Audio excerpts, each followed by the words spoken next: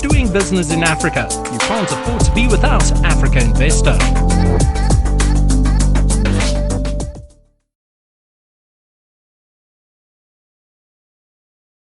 Next, I'm pleased to invite Mr. Hans-Jürgen Walter. He's the Global Sustainable Finance Leader at Deloitte, who will be here launching a call to action report for MDB shareholders to catalyze more climate finance for Africa's NDCs. Please.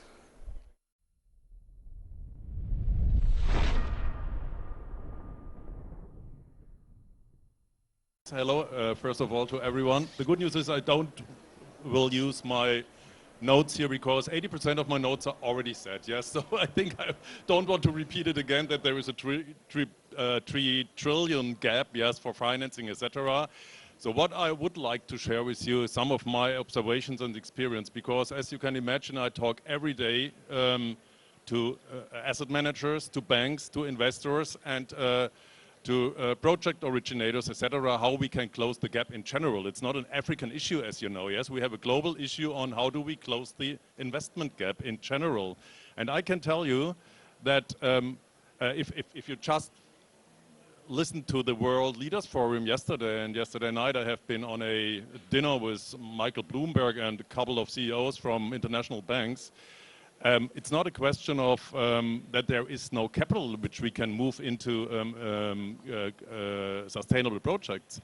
There is a lot of capital waiting for being invested. The question is, how do we unlock the capital? And this is what has been mentioned in the World Leaders Forum as well. And it seems to me a little bit that it's now becomes a financial services or banking issue. Yes, how do we close the gap? But I can tell you, it's not that much about how do we get the capital into the project. The question is, how do we get enough projects where we can invest in?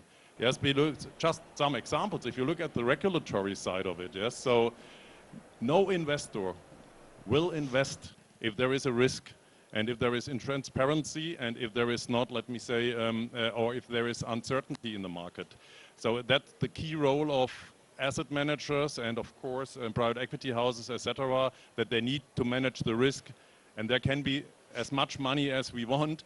If we are not able to demonstrate that this money will be invested with a limited risk on a compliant basis, we will have an issue. We can talk about processes, we can talk about how to improve framework conditions, etc. At the end, it's about how do we mobilize and attract investors. Yes, and of course, and now I come a little bit to our report which we made. Of course, we need to work across all banks on optimizing processes, setting targets, trying to accelerate. But again, acceleration is not about how do we accelerate the attraction of capital. It's much more about how do we accelerate to generate jointly investment opportunities in the market. Yes, and this is not a financial services topic itself, it's a joint effort, so we need to talk jointly with project originators, with regulators, with financial institutions, how can we close the gap? And anyway, just as a general comment on that, because it looks to me a little bit that all are looking at banks and asset managers now, how to close the gap. And I can just tell you, we need to look at everything, yes, and we need to look at the project and investment opportunities as well, and then we can close the gap, I'm pretty sure. Yes, and in particular when it comes to Africa, to all the people I talk across the globe, I can tell you, all of them are super interested in investing into Africa. You mentioned it already, there is sun, there is wind, there are so many resources, critical raw material, everything we need in order to do the transition. So everybody's looking and interested on Africa. Question again is, how do I get a linkage between the investors and the opportunities in your countries? And this is, as I said already, the first, the most important topic from my perspective. Yes, coming to our report, what we made in the report is we set out a vision or some recommendations to the multilateral development bank in order to be prepared and in order to do what they can do to be part of this entire mobilization of capital. And we do have 5 recommendations, which are, and now I need to look into my notes, yes, because I can't keep all of them in mind.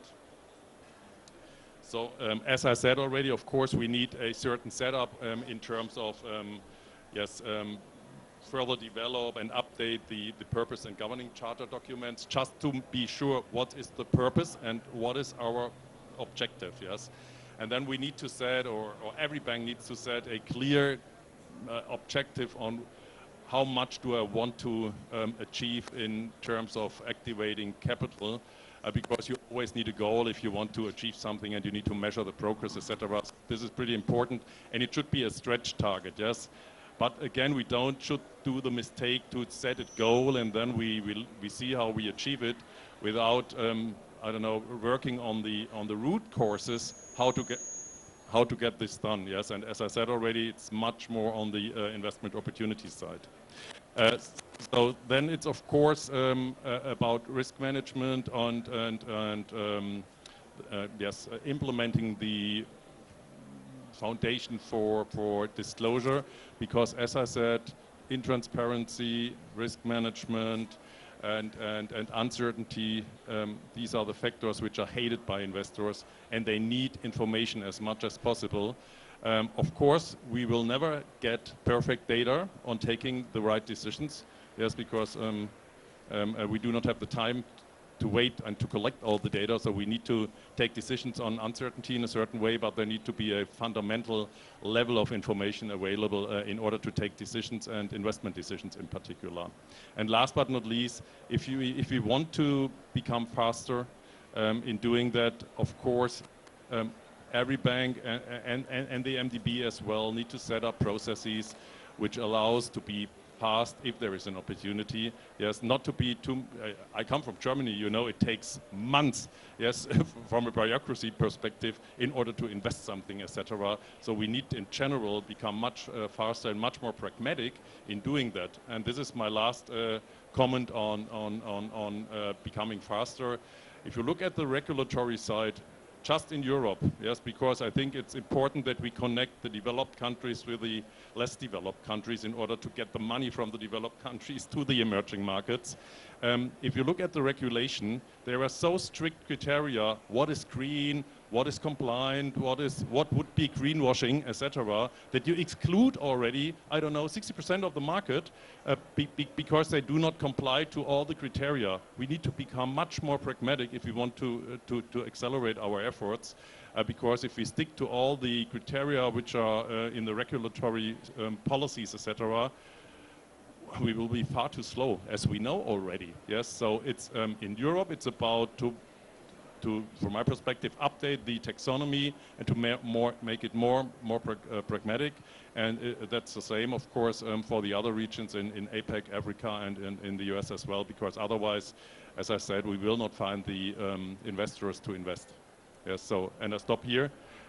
Not that much about the report, I know. Much more about my observations and my experience on that. Thank you very much. Doing business in Africa. You can't afford to be without Africa Investor.